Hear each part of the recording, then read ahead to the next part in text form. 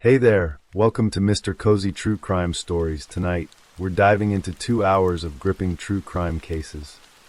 Real stories of mystery, betrayal, and cold-blooded crimes, all set against the soothing backdrop of rain. It's the perfect blend of calm and unsettling. If these cases draw you in, tap that like button, share with your fellow true crime lovers, and subscribe to join our curious community. I'm always wondering, where are you tuning in from, and what time is it for you right now? Drop it in the comments below. Now settle in, and let's dig into the darkness. Story 1. The world for Taylor Starks had shrunk, refined, and crystallized into the bright, boundless universe of her son. At 18, she was a mother in a world that often felt too large and too fast, but with Kyrie, everything found its center. He was a son, and she a devoted planet in his orbit. Kyrie was just shy of his second birthday, a whirlwind of gurgling laughter, curious hands, and the unsteady steps of a boy discovering the world on his own 2 feet. Taylor, having no mother or father of her own, saw more than just her child in his eyes. She saw her entire family, her only blood relative, the whole of her heart walking around outside her body. They lived in a modest apartment in Roseville, Michigan, a corner of the world that was entirely their own. Life was a carefully constructed balancing act. To provide for Kyrie, Taylor worked, and when she worked, she needed someone to care for her son. That someone was Kimora Lonmai Hodges. At 21, Kimora was a neighbor, living in the same apartment complex on Little Mac Avenue. Over a period of 2 months, she had become a fixture in their lives, evolving from a convenient option to a trusted friend. Taylor saw in her a reliable caregiver, someone who understood the rhythms of a toddler's day. The arrangement was simple, born of necessity and proximity, and cemented by a growing sense of familiarity. There was no reason to doubt, no shadow to suggest the darkness that was gathering just beyond the edge of their ordinary days. June 13th, 2022, began like any other working day for Taylor. She entrusted Kyrie into Kimora's care, a routine exchange filled with the usual promises of a swift return and the comforting knowledge that her son was just a few doors away. The hours at work crept by, each one a silent testament to her dedication. Her world was one of split focus, her mind on her tasks, her heart at home with her boy. The first ripple of unease arrived not as a scream, but as a message. It was late, the clock sliding past midnight and into the early hours of June 14th. Around 1:50 a.m., Kimora's message lit up Taylor's phone. The words were strange, disjointed. Something was wrong with Kyrie. He wasn't acting normal. Kimora's initial explanation was bizarre and oddly specific. Perhaps he had eaten some soap, or maybe he was having an allergic reaction. The explanation didn't quite sit right, but panic has a way of overriding logic. Taylor's world tilted on its axis.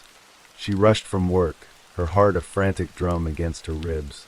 The 15 minutes it took to get back to the apartment felt like an eternity, each second stretching into a string of terrifying possibilities. When she burst into the apartment, the scene that greeted her was a nightmare rendered in flesh and blood. Kyrie was not having an allergic reaction.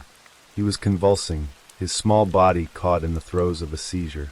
The child she had left happy and healthy just hours before was now a stranger, his body betraying him in the most terrifying way. The babysitter's story about soap and allergies evaporated in the stark, terrifying reality of the moment. Taylor didn't hesitate. Her first and only clear thought was to get help. She was the one to call 911, her voice tight with a terror she had never known, pleading for an ambulance to save her son. The wail of the siren was a sound of both hope and dread, slicing through the quiet of the suburban night. Paramedics worked quickly, their movements urgent and precise. Kyrie was rushed to Ascension St. John Hospital, a place of healing that would soon become the setting for the most profound heartbreak of Taylor's life. At the hospital, the flimsy narrative spun by Kimora Hodges was brutally torn apart by medical fact. The doctor's words were clinical, direct, and devastating. Kyrie wasn't suffering from an allergy. He was the victim of an attack. He had severe head trauma. Blunt force trauma to the head, the doctors called it. He was bleeding from his ears. His tiny skull, which had yet to fully harden, had been subjected to an unimaginable impact. The injury was so catastrophic that it required immediate, emergency brain surgery. As Taylor stood in the sterile, unfeeling corridor of the hospital, the world she had so carefully built for herself and her son crumbled into dust. The trusted friend, the reliable neighbor, the woman she had left her entire world with, had become the source of its destruction. Later, Taylor would piece together a more horrifying picture, alleging that Kimura had admitted to throwing her son into a wall and shaking him violently. The betrayal was absolute, a chasm that had opened up in the middle of her life. While Taylor began a harrowing vigil by her son's hospital bed, the Roseville Police Department started to unravel what had happened inside that apartment. Detectives were dispatched to the hospital, where the nature of Kyrie's injuries left no doubt that a crime had been committed. Their attention quickly turned to the sole adult who had been with him, Kimura Hodges. She was brought in for questioning on the morning of June 13th. The interrogation began around 10:34 a.m. For approximately 2 hours, detectives pressed her for an explanation, trying to reconcile the story of a simple allergic reaction with the catastrophic injuries the child had suffered. Kimura's initial account was filled with denials, but under the weight of the investigation, her story began to buckle. Police would later describe her as cooperative, even remorseful for her actions. She eventually admitted to physically abusing the child, but within that confession lay a legal tripwire. As the interrogation wore on, the pressure mounted. The room, which had started as a place for questions, began to feel like the antechamber to a long and dark future. Around 12:22 p.m., as she wept, Kimura uttered 5 words that would echo through courtrooms for years to come. "I need a lawyer or something. I need a lawyer." Under the principles of the Miranda rights, this statement should have been a full stop. It was, in legal terms, an unequivocal invocation of her right to counsel. All questioning was supposed to cease until an attorney was present. However, the detective in the room, identified in court documents as Detective Hustalakis, did not stop. He continued speaking to her, telling her, "Kimura, listen, I'm here for you, all right." He framed his continued questioning as a way for her to get it off her chest. Shortly after, still sobbing, Kimura made another statement. "That's not what was not supposed to happen."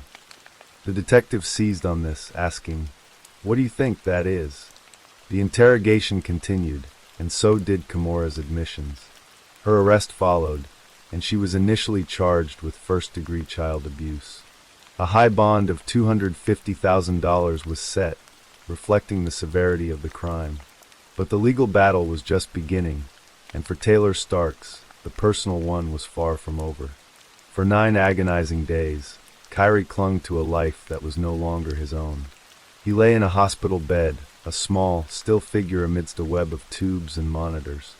The vibrant little boy who had filled Taylor's life with noise and motion was silent. There was no brain activity. The laughter was gone, the curious hands were still. Taylor remained by his side, a ghost haunting the edges of her own life. She was only 18, thrust into an impossible situation, watching the light of her life flicker and fade. On social media, she poured out her heart, a raw testament to her pain. "I'm only 18. I don't have a mom, I don't have a dad, I don't have any family, it's just me, and my baby that's my only blood relative I have." On June 22nd, 2022, a month shy of what would have been his 2nd birthday, Kyrie's fight ended. He passed away around 9 a.m., leaving behind a silence that was deafening. With his death, the legal case against Kimura Hodges escalated dramatically. The charge of child abuse was no longer sufficient. The Macomb County Prosecutor's Office, working with the Roseville Police, upgraded the charges to felony murder and 1 count of open murder. Kimura Hodges, the 21-year-old babysitter, was now accused of killing a child. The path to justice is rarely straight, and in the case against Kimura Hodges, it was complicated by the events that had transpired in the interrogation room. Her defense attorney, Marielle Lehman, filed a motion to suppress her confession, arguing that her constitutional right to an attorney had been violated. The argument centered on those 5 words: "I need a lawyer." The matter went before Macomb County Circuit Court Judge Diane Drzinski, who initially denied the motion, allowing the full confession to be used as evidence. However, the defense appealed this decision, taking the fight to the Michigan Court of Appeals. In a 2-1 majority decision issued on May 30th, 2024, the appellate court sided with the defense. The majority opinion stated that Hodges's request for a lawyer was clear and unambiguous. The judges wrote, "We conclude that the trial court clearly erred when it determined defendant's statement that she needed a lawyer was an unclear and ambiguous request for counsel that allowed for police clarification." The court ruled that any statements Hodges made after she invoked her right to an attorney were inadmissible. The detective should have stopped the interrogation immediately. While the confession made before her request could still be used, everything that came after was thrown out. It was a significant victory for the defense, but not a fatal blow to the prosecution. Macomb County Prosecuting Attorney Peter Lucido remained confident, stating, "The charges are still in place. We move forward and try the case to bring justice to the families of the loved ones in this case." The Roseville police chief, while disappointed with the ruling, echoed this sentiment, believing the other evidence was strong enough to secure a conviction. The legal wrangling prolonged the case, stretching the agony for Taylor Starks, who was forced to wait for a resolution that seemed to recede further into the distance. Finally, in the summer of 2025, more than 3 years after Kyrie's death, the case went to trial. The courtroom was a stage for a tragedy, with Judge Diane Drzinski presiding. The jury was presented with the grim facts of the case. They heard the medical evidence detailing the catastrophic blunt force trauma that ended Kyrie's life, injuries that a 22-month-old could not have inflicted upon himself. They heard the portions of Kimura's statement that were not suppressed. They were faced with the task of deciding what happened in that apartment on that fateful night. On July 31st, 2025, the jury delivered its verdict. Kimura Lamai Hodges was found guilty of both first-degree child abuse and felony murder. The verdict carried a mandatory sentence of life in prison without the possibility of parole. For a moment, there was a sense of finality, a feeling that justice, though long delayed, had at last been served. The sentencing hearing was scheduled for October 2nd, 2025. It was an opportunity for the final words to be said, for the court to formally close this painful chapter. Taylor Starks, the young mother who had endured an unimaginable loss and a torturous legal process, stood before the court to address the woman who had taken everything from her. Her words were not the fiery condemnation many might have expected. Instead, they were a profound and heartbreaking expression of grace. Looking at Kimura Hodges, she said, "I don't have hate in my heart for you, but I really do wish you had accountability, or any love in your heart that you couldn't have for me and my son." She spoke of her own inability to heal, linking it directly to Hodges's refusal to accept what she had done. Even though you might be physically free and still in jail, immensely and spiritually you will never be right again, because you won't accept accountability for what you did. In a stunning display of empathy, she added, "I honestly do wish you the best, because you're going to need it more than me. You took my son from me, but you're going to need it more than me." Judge Drzinski was visibly moved by the statement. She looked at Taylor, recalling the photos of her beautiful boy, and said, "To stand here and say that you have no hate in your heart is just remarkable to me. You're wise beyond your years." Yet, even at this final stage, there was one more delay. The sentencing was adjourned because Hodges's attorney had not been present during the pre-sentence investigation, a critical stage of the process. The final judgment was postponed once more, rescheduled for later in the month. It was a small, procedural hiccup in the grand scheme of the case, but for Taylor, it was another moment of waiting in a journey that had been defined by it. The legal system, with its intricate rules and procedures, moved at its own pace, often out of step with the raw and urgent needs of the human heart. The story of Kyrie Starks and Kimura Hodges was not just a case of murder. It was a story of trust shattered, a young life extinguished, and a mother's enduring love, a love that could find a sliver of grace even in the deepest well of grief. Story 2. The afternoon of November 9th, 2005, settled over Northmead with a familiar, warm embrace. It was the kind of suburban Sydney day that promised a quiet evening, the gentle hum of cicadas just beginning to stir in the jacaranda trees. For 18-year-old Lauren Huxley, the walk home from the local TAFE college was a routine she could have done with her eyes closed. She had spent the day immersed in her marketing course, her mind filled with the bright, promising canvas of her future.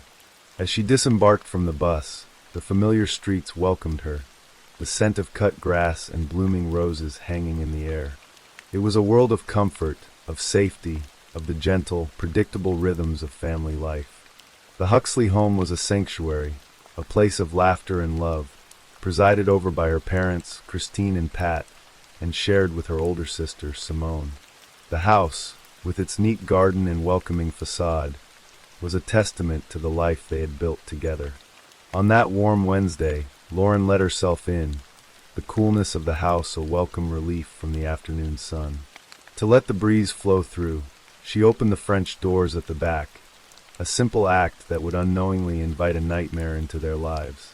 The house was empty, a quiet space that held no hint of the malevolence that had already crept inside. Lauren had no memory of what happened next, a mercy her mind granted her in the face of unimaginable horror. But the evidence left behind, a brutal tableau of violence, told a story of a terrifying and desperate struggle. It is believed that he was already inside, a shadow in the quiet house, waiting. Robert Blackfarmer, a 36-year-old career criminal, ambushed her there. The attack likely began the moment she stepped through those open doors. A violent chase ensued, a terrifying pursuit through the rooms that had once been her safe haven. The struggle spilled from the house into the yard, a desperate flight for her life that ended in the garage. It was there, on the concrete floor of the family garage, that the true, savage nature of the attack was unleashed. Armed with a pair of heavy fibro cutters, Farmer beat her with a ferocity that was almost incomprehensible. He struck her again and again, the blows shattering her skull and fracturing her eye sockets. The violence was merciless, an explosion of rage directed at a young woman who was simply in the wrong place at the wrong time. But the brutality did not end there. As Lauren lay broken and unconscious on the garage floor, her attacker's cruelty escalated.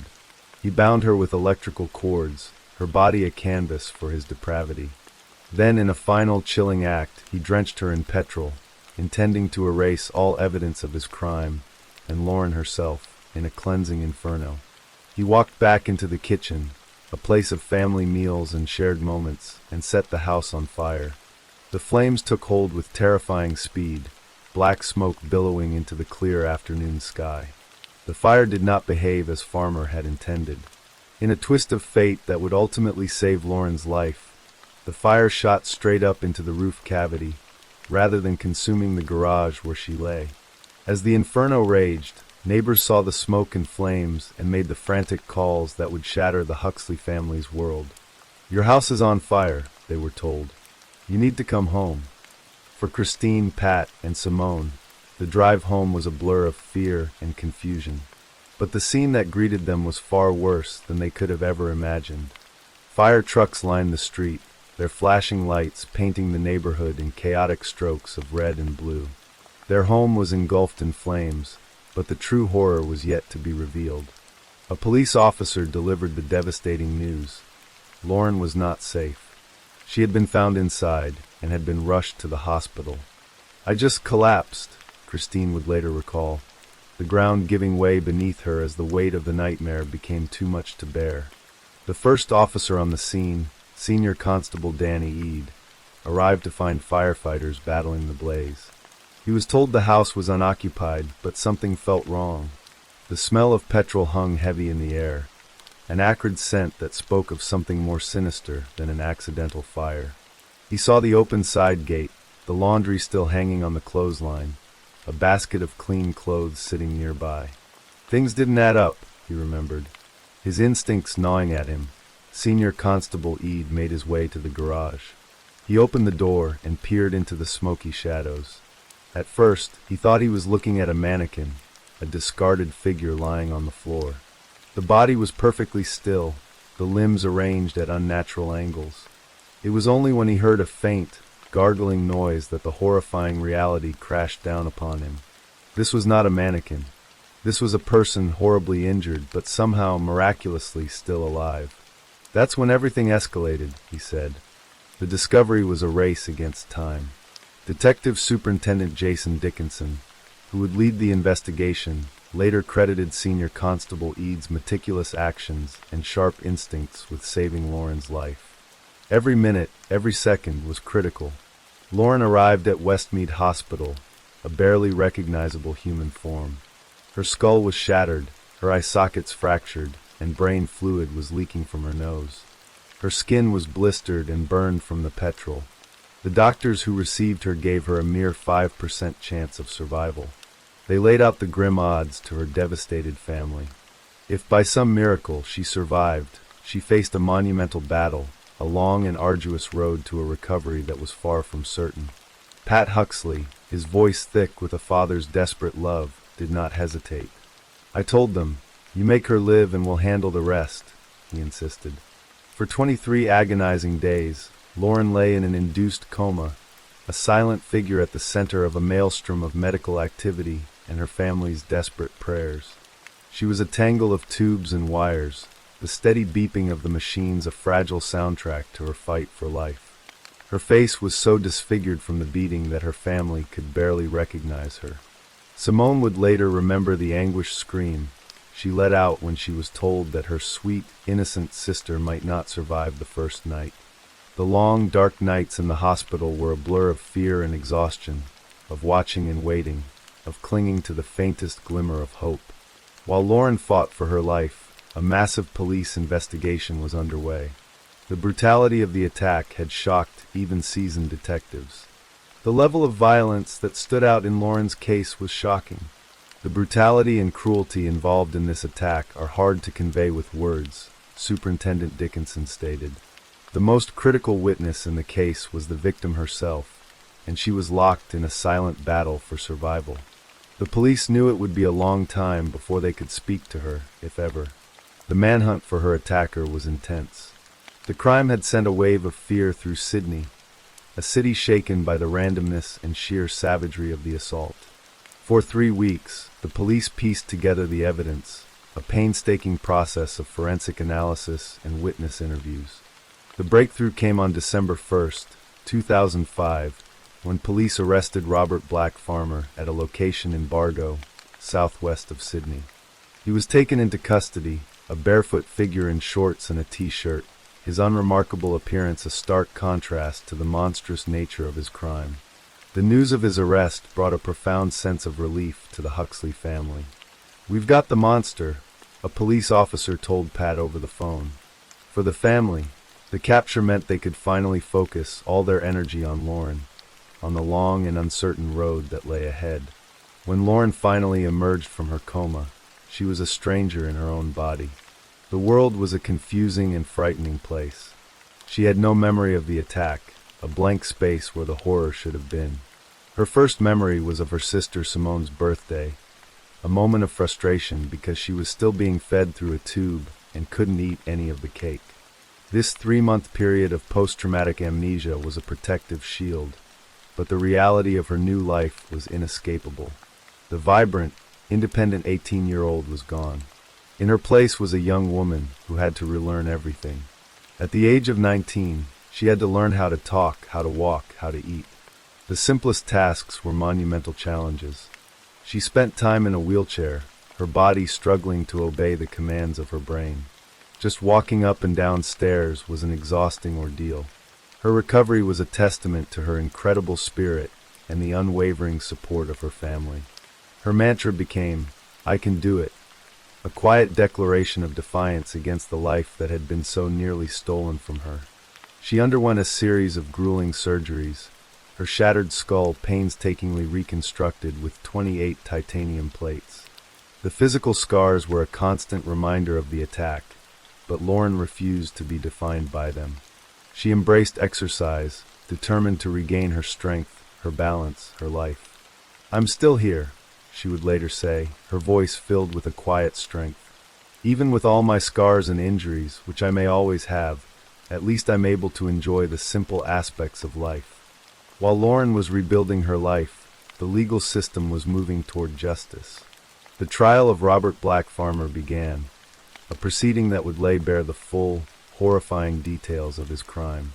The prosecution built a powerful case based on the forensic evidence, including DNA that linked Farmer to the scene. The defense was a simple denial. Farmer never acknowledged his guilt, never offered an explanation or a motive for the attack, never showed a flicker of remorse. His silence was a final, cruel act of violence against the Huxley family, denying them the closure of understanding why their daughter, their sister, had been targeted. The first time investigators were able to speak to Lauren was over 4 months after the attack. They didn't know what to expect, what she might remember. As it turned out, she remembered nothing. It was the police who had to sit down and tell her what had happened to her, to explain the brutal events that had led her to this point. The revelation was a shock, a confrontation with a trauma her mind had tried to bury. "I'm thankful that I don't remember that traumatic experience," she has said, acknowledging the strange blessing of her amnesia. In May 2008, after a lengthy trial, the jury delivered its verdict. Robert Blackfarmer was found guilty on all charges, including attempted murder and grievous bodily harm with intent to murder. As the verdict was read out, the courtroom was a scene of raw emotion. Pat Huxley, who had sat through the trial with a quiet, simmering rage, could no longer contain his fury. As Farmer was led from the dock, Pat yelled, "Burn in hell," at his daughter's attacker. Lauren was not in court for the verdict. It was Simone who broke the news to her. "Hey Lauren, how you going?" "It's guilty, guilty, and guilty," she said over the phone. The verdict was a milestone, a moment of legal victory, but it could not erase the scars, both visible and invisible. Lauren chose to attend the sentencing, but she did so with a quiet determination to remain invisible to her attacker. "I did go, but I didn't say a word because, to tell you the truth, I didn't want the monster to know I was even there," she explained. In June 2008, Robert Blackfarmer was sentenced to 24.5 years in prison, with a non-parole period of 20 years. For the Huxley family, it was a moment of freedom, the end of a long and harrowing legal journey that had hung over them for years. But the sentence also felt inadequate. "Will that ever be enough for my sister, for my family?" "No," Simone said. "He got 20 years essentially, and Lauren and my family got life." In the years that followed, Lauren Huxley did something extraordinary. She did not just survive, she thrived. She reclaimed the life that Robert Farmer had tried to extinguish. She became an inspiration, a symbol of hope and resilience. She found a purpose in her pain, working with organizations that support victims of crime and speaking out to raise awareness about gender-based violence. She built a life that no one, not even the doctors who saved her, thought possible. But the shadow of her attacker remained. In 2017, news broke that Farmer was planning to appeal his conviction, a move that horrified the Huxley family. He sought the help of Griffith University's Innocence Project, claiming he was wrongly convicted, despite the overwhelming evidence against him. The appeal, which was ultimately dismissed, was another cruel blow, a reminder that their ordeal was never truly over. Now, 20 years after the attack, the Huxley family faces another hurdle. Robert Blackfarmer is eligible for parole.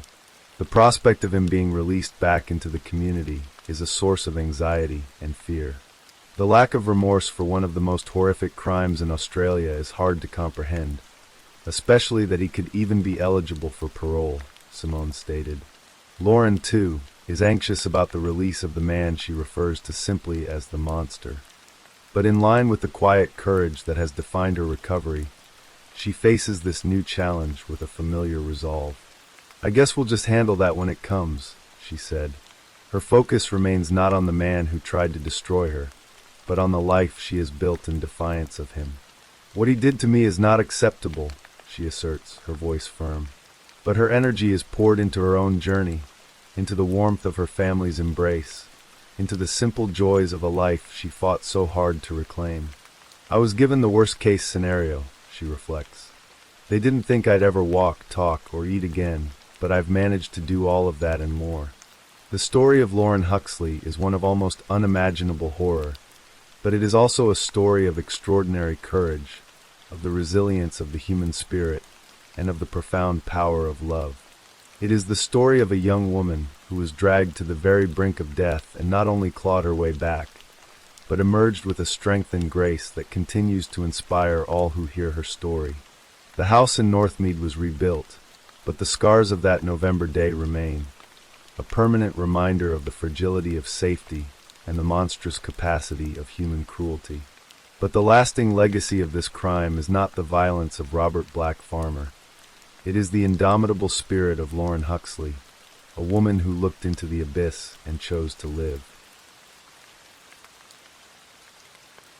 Story 3.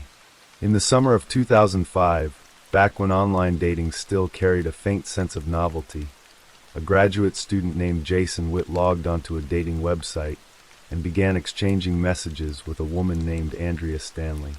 Jason was a Connecticut native studying at the University of Texas at Austin, methodical by temperament, a man who approached problems with logic rather than emotion, a trait that would later prove crucial to his survival.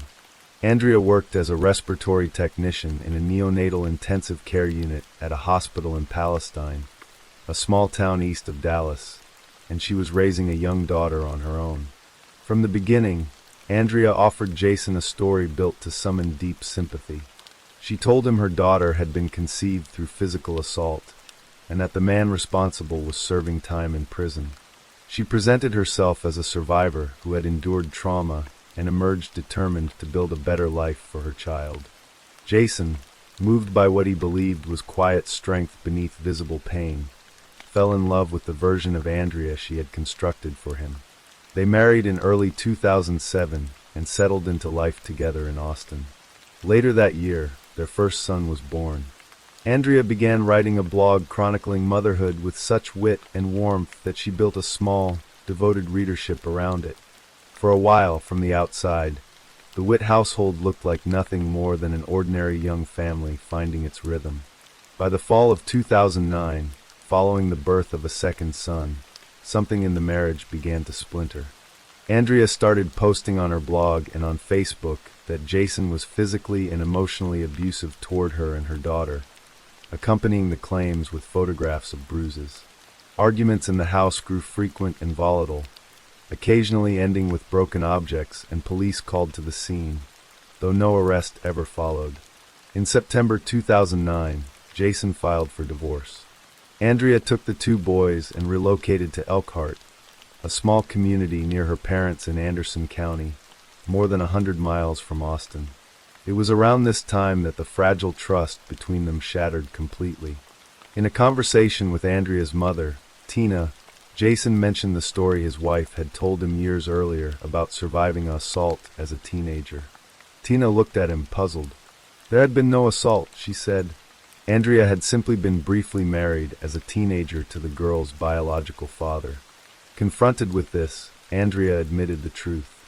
It was the first loose thread pulled from a fabric of deception that would, over the following years, unravel into something far more dangerous than a broken marriage built on lies. Between September 2009 and January 2012, Andrea filed 6 separate reports with Child Protective Services and 3 with local police, and she sought 3 separate protective orders against Jason. She accused him of abusing her, of abusing the children, of breaking into her home, of secretly hiding recording devices to spy on her. Each accusation forced investigators back into Jason's life, compelling him to gather testimony from parenting evaluators and photographic evidence simply to clear his own name. Every CPS case was ultimately ruled unfounded. Every police inquiry closed without charges. Vindication, though, did little to erase the exhaustion and fear that came from being investigated again and again for crimes that had never happened. Custody became the next battleground. Andrea repeatedly violated court-ordered visitation, most dramatically around Thanksgiving, when she drove the boys to Austin for the holiday and then simply refused to return them on schedule. Over roughly 2 months, she denied Jason 24 days of legally mandated time with his sons. On January 4, 2012, Travis County Judge John McMaster held Andrea in contempt and ordered the immediate return of the children. Within days, she defied him again, taking the boys back to East Texas without returning them as ordered. On January 9th, she filed a new CPS report accusing Jason of molesting their older son, an allegation investigators would once again find baseless. 2 days later, standing before Judge McMaster, Andrea was told plainly that on February 13th he would rule on permanent custody and would also decide whether her pattern of contempt warranted jail time. For the first time, the legal system appeared ready to hold her fully accountable, and the ground beneath her carefully constructed narrative was finally giving way. For nearly a month, an uneasy calm settled between the two households. Jason allowed himself to hope that the approaching custody hearing had finally forced Andrea to accept the weight of consequence. He had no way of knowing that, rather than accepting defeat, his ex-wife was quietly preparing something far more sinister. On February 5, 2012, Super Bowl Sunday, Jason went out to watch the game with friends, drank more than usual, and came home to fall asleep, forgetting in his fatigue to lock the front door of his house. It was the kind of small, forgivable human oversight that almost never carries any real consequence. That night, it very nearly cost him his life. 200 miles away in Palestine, Andrea attended a Super Bowl gathering with her boyfriend of a few months, Rick Ferris, giving no outward sign that anything unusual weighed on her mind. But after the party ended, without telling Ferris and without telling her mother, who was watching her sons that evening, Andrea climbed into her Nissan Armada and began the long, dark drive toward Austin, carrying with her the tools of a plan she had been assembling in secret. At 2:39 a.m., a brief work call from an overseas colleague briefly woke Jason. As he tried to settle back into sleep, he heard a faint rustling outside, easy enough to dismiss as a cat moving through the yard. Moments later, footsteps sounded inside his own bedroom. Before he could react, a violent blow struck his forehead in total darkness. Blood ran down his face as he tried to defend himself, disoriented and terrified, with no idea who had entered his home in the middle of the night. Then came a deafening gunshot. When Jason finally reached his bedside lamp, the light revealed his ex-wife standing over him, dressed entirely in black, gripping a revolver. He lunged for his phone. Andrea screamed at him to put it down, forcing him face first onto the bed and binding his wrists and ankles with zip ties. When he resisted, she struck him across the head with a wooden police baton and demanded his phone password, intending to send his attorney a message announcing his surrender in the custody battle. Jason complied, desperate to buy himself time, desperate to find some way through the nightmare unfolding around him in the dark. What happened next was almost unthinkable inside an ordinary suburban bedroom. Andrea wrapped Jason inside his own mattress cover and comforter, then produced a roll of industrial shrink wrap and began sealing it tightly around his head. As the plastic tightened and his breath grew short, Jason gasped that she would never get away with this.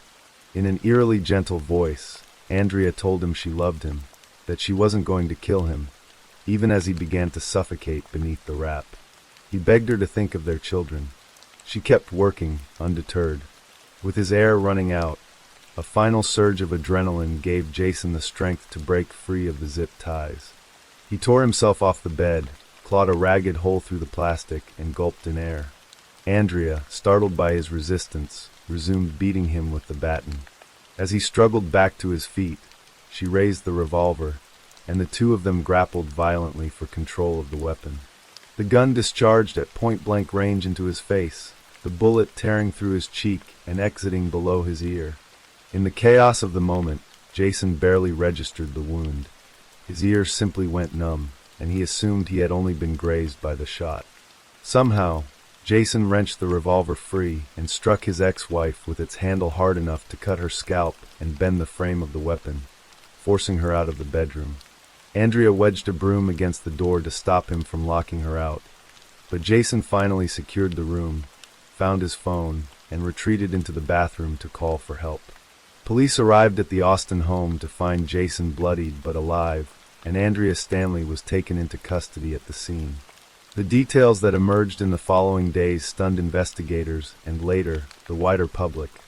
A bitter custody dispute rooted in years of fabricated abuse allegations had escalated into an armed home invasion involving zip ties, a police baton, and industrial shrink wrap that prosecutors would argue was intended to end in death. Andrea was charged with attempted capital murder, aggravated kidnapping with a deadly weapon, 2 counts of aggravated assault with a deadly weapon, and burglary of a habitation. Her trial opened in Travis County in May 2013, and prosecutors built their case around a chilling argument. This was not a spontaneous act of rage, but a calculated ambush, planned in the days after Andrea learned she would likely lose the custody battle and possibly face jail time for contempt. The physical evidence spoke for itself in ways that testimony alone could not. The zip ties recovered at the scene, the mangled sheet of industrial shrink wrap, the police baton, the revolver bent and dented from the struggle, and the visible wound Jason carried on his jaw all corroborated the account he gave investigators in the hours after the attack. On May 15, 2013, the jury returned its verdict.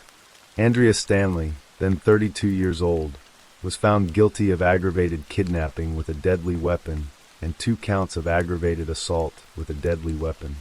Days later, on May 21, 2013, she was sentenced. The court handed down 50 years for the aggravated kidnapping charge, 50 years on 1 aggravated assault count, 20 years on the other, and an additional 50 years tied to related charges, sentences that would run concurrently, meaning 50 years stood as the effective length of her punishment. It marked one of the more severe sentences handed down in Travis County for a domestic violence case of its kind, reflecting both the premeditated nature of the attack and the sheer brutality of what had unfolded inside that Austin bedroom. Andrea later appealed her conviction to the Third Court of Appeals in Texas. The appellate court reviewed the case in 2015 and upheld the jury's findings, affirming that the evidence presented at trial, from the physical restraints to the testimony describing the assault in granular detail, supported the convictions beyond a reasonable doubt. The 50-year sentence stood. For Jason Witt, surviving that February night came at a permanent cost. He carried physical scars from the gunshot wound to his face and the repeated blows to his scalp, along with an emotional weight that lingered long after the courtroom doors closed on his ex-wife's case. Yet in the years that followed, Jason became something unexpected within the broader conversation about domestic violence. A visible, vocal example of a survivor whose experience challenged assumptions about who can be a victim. In interviews given years later, he described the night in detail, not to sensationalize what had happened to him, but to insist that abuse recognizes no gender, and that a father defending himself against an armed attack inside his own bedroom deserves the same recognition and belief as any other survivor. He spoke, too, about the years leading up to that night, the repeated CPS investigations, the police reports that led nowhere, the protective orders sought against him without merit, framing them as a slower, quieter form of the same campaign that ultimately turned violent. Each unfounded accusation, he explained, had chipped away at his sense of safety and his relationship with his own children, long before Andrea ever climbed through his unlocked front door with a revolver in her hand. The case of Andrea Stanley and Jason Witt endures as a stark illustration of how a relationship founded on fabricated sympathy, sustained through years of legal manipulation, can spiral under the pressure of an approaching reckoning into calculated, near-fatal violence. It stands, too, as a testament to the fact that danger inside a home does not always arrive as a stranger in the dark. Sometimes it arrives from someone who once shared a wedding vow, someone whose face was once trusted above all others, and survival, in the end, can come down to a few desperate seconds of fighting against overwhelming odds, a hand tearing through plastic in search of one more breath. Story 4. The Waccamaw River moves slowly through the lowlands of Horry County, South Carolina, black under cypress shadows even at noon, carrying its secrets the way it always has, silent and patient.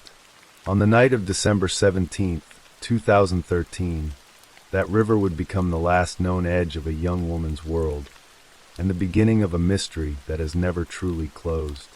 Heather Rochelle Elvis was 20 years old, born on the last day of June in 1993 to Terry and Debbie Elvis, the elder of two daughters in a family rooted in Horry County. She had grown up in the easy warmth of the Carolina coast, graduating from St. James High School in Malls Inlet in 2011, and had moved into her own apartment in Carolina Forest not long after, sharing the space with a roommate from out of state named Brianna Bree Worrelman. Heather was studying cosmetology, chasing a future in makeup artistry, and paying her way by waiting tables at the Tilted Kilt in Myrtle Beach and the House of Blues in North Myrtle Beach. She was, by every account that survives her, vivacious and a little restless, the kind of young woman who tweeted her feelings in real time, who fell hard and fast, who believed in love with the reckless faith of someone who had not yet been burned badly enough to stop believing in it. That faith would be tested in the summer of 2013, when a repairman named Sidney Moore began coming around the Tilted Kilt to service the kitchen equipment. Moore was 37, married, a father of two, and utterly unremarkable to anyone who did not know what was coming. Heather noticed him anyway. She told her roommate about him, tweeted that she had a taste for men who were older, and within weeks was writing online about a man who builds things at her job. By July she was texting a friend, half joking, half confessing, that she had a lot of explaining to do, and that she was already in way too deep. Sidney began stopping by the restaurant on his off hours, bringing coffee and bagels, floating the idea, however briefly, that Heather might someday nanny for his children if the family relocated to Florida. For a few weeks that autumn, the affair was real, and it was Heather's alone to carry, because Sidney had someone else to answer to. Tammy Moore was Sidney's wife, and when she discovered what her husband had been doing, the quiet architecture of the Moore household changed completely.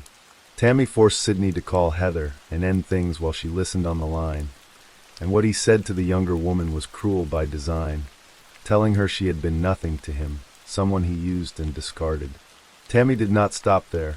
She began sending Heather threatening texts, some laced with jealousy, others with explicit photographs of herself and Sidney, a kind of psychological siege meant to make sure Heather understood exactly where she stood. To keep her husband from straying again, Tammy allegedly handcuffed him to their bed each night, changed the password on his phone to one only she knew, and required him to get her name tattooed near his groin. Conditions Sidney apparently accepted in a desperate bid to save the marriage. And yet, even under those constraints, contact between Sidney and Heather did not fully end. Messages passed between them in fragments through October and into November, Heather asking when he would get his phone back, Sidney insisting the relationship was over, both of them circling something that refused to be finished. In mid-November, the Moores packed up their children and drove to Disney World, a family vacation that looked, from the outside, like ordinary domestic life resuming its normal rhythm. They returned to South Carolina on December 11th, 2013. By then, Heather appeared to be moving forward with her own life. She had landed a new job at a beauty parlor in Myrtle Beach, set to begin just before Christmas, and she and Worrelman had agreed to start attending church together, a small act of renewal after a difficult year. There was one complication weighing on her, though. Heather had gained weight, her uniforms no longer fit the way they used to, and she feared she might be pregnant, possibly by Sidney. A pregnancy test she took came back inconclusive, an error, result that left the question hanging, unresolved, the way so much about that autumn remained unresolved. On the evening of December 17th, 2013, Heather went on a first date with a man named Stephen Schiraldi, someone new, someone unconnected to the tangled history with the Moores. It was, by all appearances, a sweet and ordinary evening. Starting around 10 p.m., Schiraldi drove her through neighborhoods lit up for the holidays, the two of them admiring strangers' Christmas lights the way people do in small southern towns in December. Later they parked at the Inlet Square Mall, where he taught her to drive his manual transmission car, an oddly tender detail that Heather thought was worth documenting. She snapped photos of herself with her hand on the stick shift and sent them to her father and to Worrelman, proof of a good night, a night that felt like the beginning of something uncomplicated. Schiraldi dropped Heather at her apartment in Carolina Forest at 1:15 in the morning on December 18th. He is the last person known with certainty to have seen her alive. 20 minutes later, at 1:35 a.m., a call came into her cell phone from a payphone across town.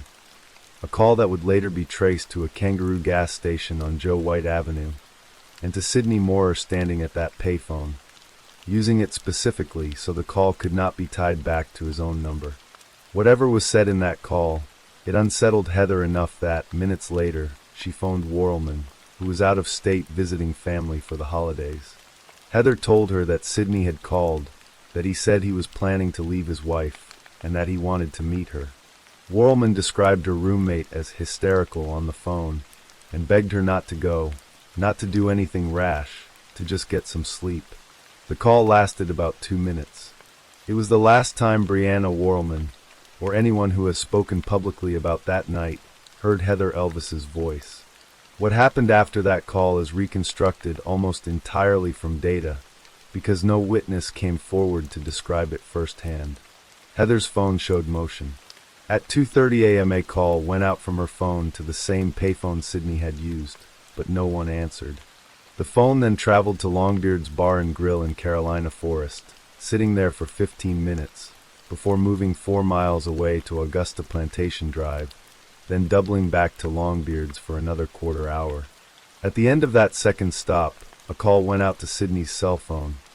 It wasn't answered, but the phone kept moving, returning briefly to Heather's own apartment for about 5 minutes, during which it connected with Sidney's phone, then sitting at his home for a 4-minute conversation.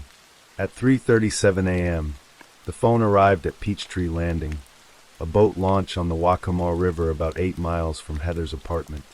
Over the next several minutes, 3 unanswered calls went out to Sidney's phone, then a 4th attempt at 3:41. A minute and a half after that final attempt, the data simply stopped. The last location investigators could place the device was somewhere within the Waccamaw National Wildlife Refuge. Heather Elvis had vanished into the dark marshland along that river, and the digital trail that had tracked her final hour, minute by minute, went silent along with her. There was one more piece of that night's puzzle, cold and strange in its ordinariness. Sidney and Tammy's phones showed no communication with each other from November 2nd, the day Sidney reportedly surrendered his phone to his wife, all the way until 3:37 a.m. on December 18th, the exact minute Heather's phone arrived at Peachtree Landing. At that moment, Tammy texted her husband asking him to bring home the pot stickers and orange juice. He replied instantly, "Yes, ma'am." It read, on paper, like nothing at all. In the years that followed, it would become one of the most scrutinized text messages in South Carolina legal history. Heather's green Dodge Intrepid was found on the evening of December 19th, parked sideways, perpendicular to the marked spaces at the Peachtree Landing boat launch, as if it had been abandoned in haste or positioned deliberately. It was locked. Inside, there was no purse, no keys, no phone. Calls to her cell went straight to voicemail. She was not at her apartment. She was not at either of her jobs. Horry County Police opened a missing persons investigation, and in the days that followed, divers from Coastal Carolina University searched the riverbed as far as Winyah Bay, finding nothing but, briefly, a set of bones near New Year's Day that turned out to belong to an unrelated male. The Waccamaw kept its silence. Heather Elvis has never been found, and as of the most recent reporting, she remains missing for more than 12 years. While divers searched the water, investigators built a different kind of case, one made of pixels and cell towers rather than physical evidence. Surveillance footage from a Myrtle Beach Walmart showed Sidney Moorer entering the store at 1:12 a.m. that night, buying cigars and a pregnancy test, and leaving 7 minutes later. Other cameras caught him at the payphone across from the Kangaroo gas station, placing the call to Heather at 1:35 a.m. And along the 3-mile stretch of road connecting the Moore home to Peachtree Landing, 2 private security cameras, one at a house along the way, another closer to the landing itself, captured a dark Ford F-150 passing toward the boat launch at 3:36 and 3:39 a.m., then passing back in the opposite direction at 3:45 and 3:46 a.m. The license plate was never visible in the footage, but after enhancement by the South Carolina Highway Patrol and eventually the FBI, investigators concluded the truck was Sydney's, matched by its distinctive headlight pattern, a determination that would later become one of the most contested pieces of evidence in the entire case. The investigation moved with the strange, halting rhythm that so often defines cases without a body. 2 men were arrested in late January 2014, not for anything related to Heather's disappearance directly, but for posting false or misleading information online that investigators said had wasted valuable time. Meanwhile, Sydney reported to police that he had been shot at while driving with his family, that his home had been targeted, that pets had been mutilated, that signs decrying harassment of his children needed to be posted outside his house. Whether these threats were entirely real or partly exaggerated remains disputed, but they reflect the intensity of public fury the case had already generated. Fury aimed squarely at a couple who had not yet been formally charged with anything beyond suspicion. That changed on February 21, 2014, when police closed off the road near the Moore residence and executed an 11-hour search of the property. At the end of it, both Sydney and Tammy Moore were arrested and charged with murder, kidnapping, obstruction of justice, and indecent exposure, the last charge stemming from explicit photographs found on their phones. They were held without bond on the murder charges for nearly a year, until early 2015, when a judge accepted Tammy's mother's house as collateral for a $100,000 bond. The Moores were placed under GPS monitoring, ordered to stay 5 miles from the Elvis family at all times, and forbidden from any social media contact with them. Later that year, unable to find work amid the intense local scrutiny, they were permitted to relocate to Florida while the case continued. Then, in March 2016, the case took an unexpected turn. Prosecutors dropped the murder charges against both Moores, along with the indecent exposure counts, citing insufficient direct evidence, though the charges could technically be refiled later. For the Elvis family, it was a blow wrapped in cruel irony. 3 years of anguish, and the most serious charges against the 2 people they believed responsible for their daughter's disappearance had simply evaporated. Terry and Debbie Elvis said publicly that they were disappointed but understood the legal realities, and that they still hoped the remaining charges, kidnapping among them, would eventually deliver answers. The first trial came in June 2016, focused solely on whether Sydney had kidnapped Heather. For 4 days, prosecutors laid out the phone records, the surveillance footage, the timeline stitched together minute by minute. Worrellman took the stand and, through tears, described her last conversation with her roommate. The defense, led by attorney Kirk Truslow, argued the entire case was circumstantial, that all the evidence proved was an affair, not a crime. After 7 hours of deliberation, the jury deadlocked, 10 in favor of conviction, 2 against, and the judge declared a mistrial. It was a devastating outcome for a family that had waited 2.5 years for any form of resolution, and it would be more than a year before the legal process moved again. That next movement came in the form of a narrower charge. In the summer of 2017, Sydney stood trial for obstruction of justice, a charge tied specifically to his early denial that he had made the payphone call to Heather, a lie he only abandoned once confronted with the gas station footage. During that trial, a cousin of Tammy's testified that Sydney had once shown him something on his phone suggesting he knew more than he had told police. Years later, prosecutors would reveal what that something reportedly was. A photograph appearing to show Heather deceased, blood visible on her shirt, scratches across her face. The claim, if true, remains one of the most haunting details in the entire case, a suggestion that somewhere, evidence existed that was never fully brought into open court. Sydney was convicted of obstruction and sentenced to 10 years, the maximum allowed. In April 2018, a grand jury handed down a new indictment against both Moores. Conspiracy to kidnap, the first time prosecutors had framed the case that way. Legal observers speculated it signaled either fresh evidence or an attempt to pressure one spouse into testifying against the other. Neither happened, at least not publicly. Instead, in October 2018, Tammy Moore went to trial alone, in a courtroom now drawing national media attention, nearly 5 years after Heather vanished. The prosecution painted a portrait of a woman consumed by jealousy and fear, someone who had once called Heather a psycho whore on Facebook and accused her of stalking the family, someone who, according to Sydney's own mother, had beaten her husband after learning of the affair. The defense fought back by attacking every pillar of the state's timeline. Tammy's sister testified that the handcuffing was consensual role play, not coercion, and that Sydney's tattoo predated the affair entirely. Tammy herself took the stand, insisting she and Sydney had simply gone out that night to buy a pregnancy test after trying, unsuccessfully, for another child, and that the couple was home by 3:10 a.m., not at Peachtree Landing at all.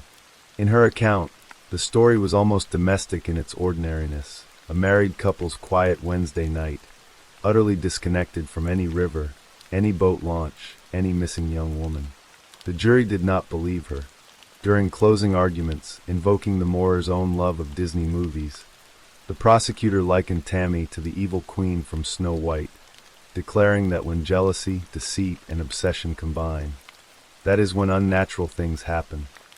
After 11 days of testimony and 4 hours of deliberation, the jury convicted Tammy Moore on both kidnapping and conspiracy charges. She was sentenced to 30 years. Sydney would face his retrial the following year, and in September 2019, he too was convicted of kidnapping and sentenced to 30 years. Both Moores appealed, arguing everything from jury sequestration violations to the unscientific nature of the headlight pattern identification used to place Sydney's truck at the scene.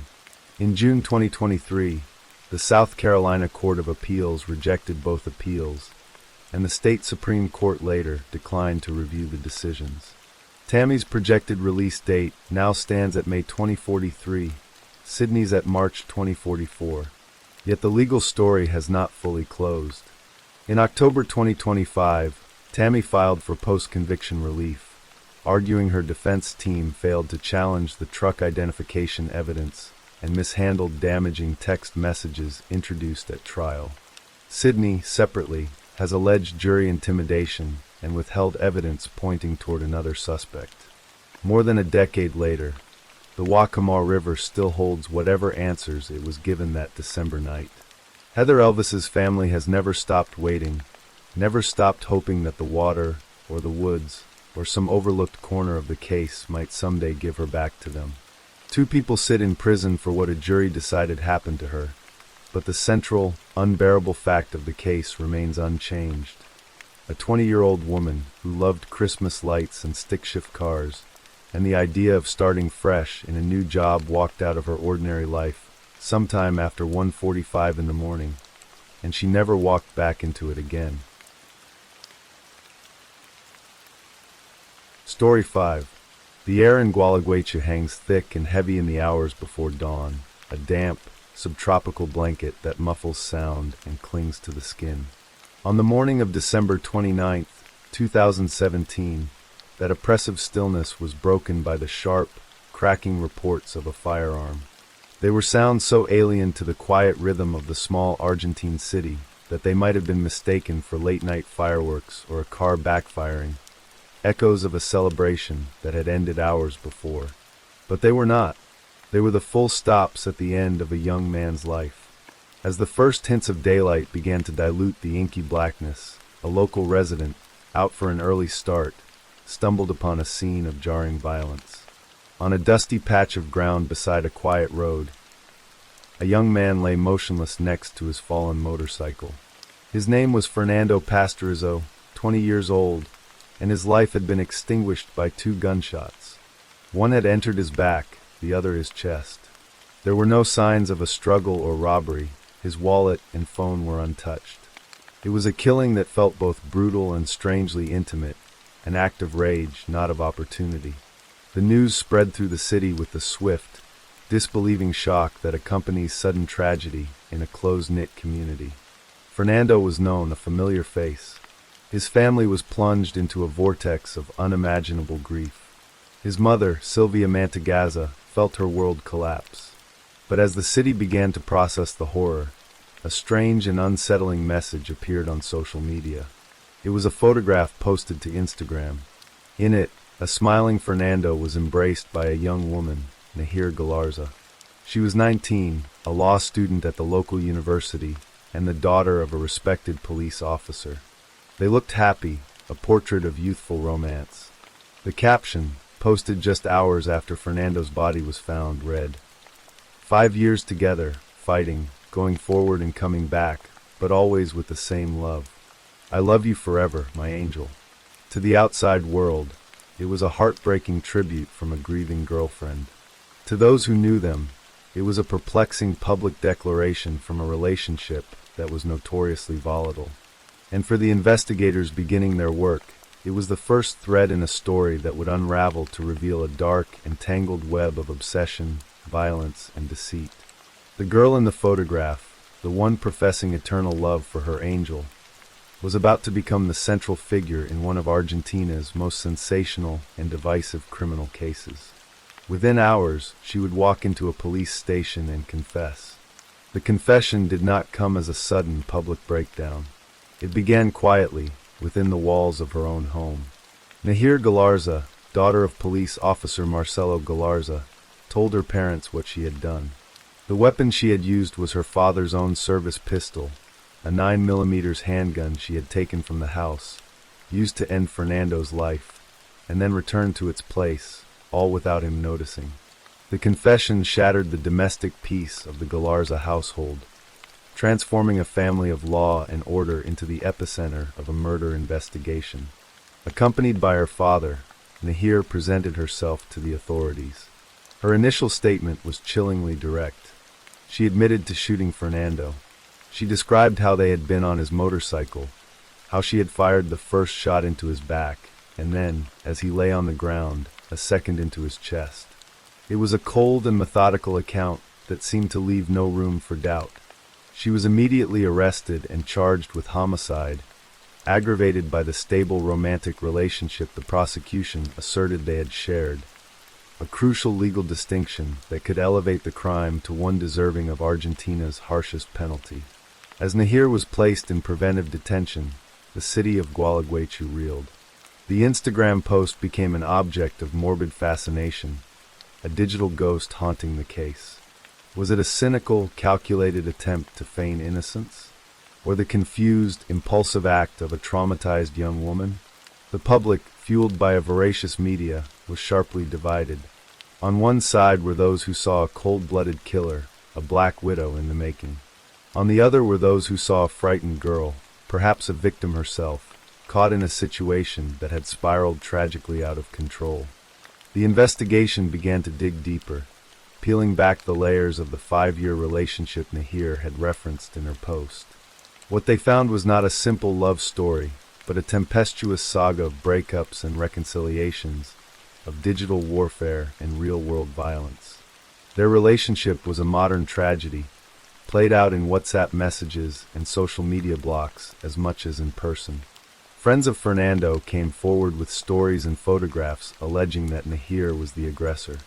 They spoke of a public altercation just days before the murder, on Christmas Eve, where Nahir and a friend had allegedly attacked Fernando, leaving him with a swollen, bruised eye.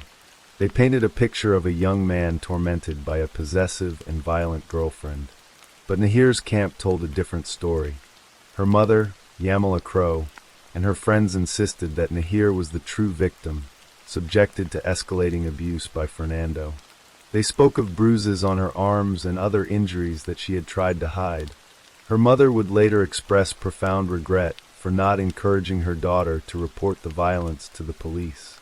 In her own words, Nahir described Fernando as controlling and abusive. "He called me a slut, desperate, a whore," she claimed. "If he saw me with someone, he pulled me by the hair. He recriminated me because he saw me with other guys." This dueling narrative of abuse became the crux of the case. Who was the victim and who was the perpetrator?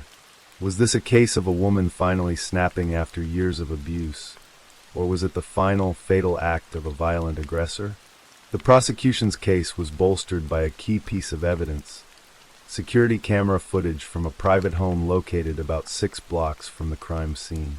The camera had captured the image of a figure, physically similar to Nahir, walking at 5:22 a.m., not long after the estimated time of the murder. The person in the video was not running or in a state of panic. They were walking at a normal, steady pace, the pace of someone simply heading home after a late night. For the prosecution, this footage was pivotal.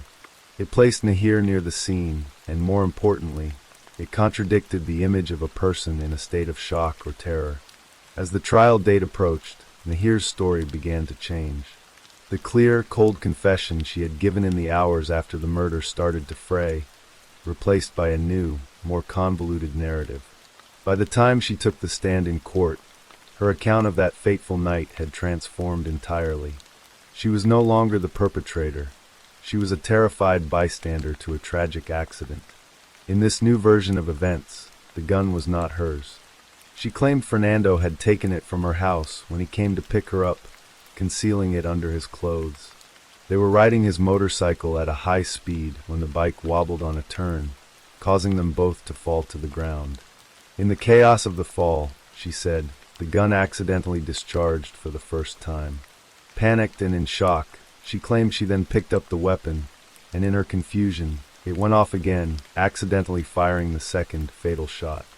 She told the court she had no idea how gravely he was injured. "It never even crossed my mind that he was going to die," she testified, her voice attempting to convey a naive shock. "I found out when his mom called me. My heart stopped. That was when I found out what had happened." She also tried to distance herself from him, recasting their entire history. "We weren't boyfriend and girlfriend, we never were," she insisted, directly contradicting her own Instagram post. "We only see each other in the early hours of the morning to have sex." This was a strategic move by her defense team, aimed at dismantling the aggravated by the relationship charge, which carried the life sentence. The courtroom became a theater of conflicting realities. The defense argued for mitigating circumstances, painting Nahir as a victim of gender-based violence who had acted in a state of confusion and terror after a series of accidental discharges. They presented her as a young woman pushed to the brink by an abusive partner. The prosecution, however, methodically dismantled this new narrative piece by piece. They called Javier Azcue, a ballistics expert from the Entre Rios police, to the stand. His testimony was devastating to the defense.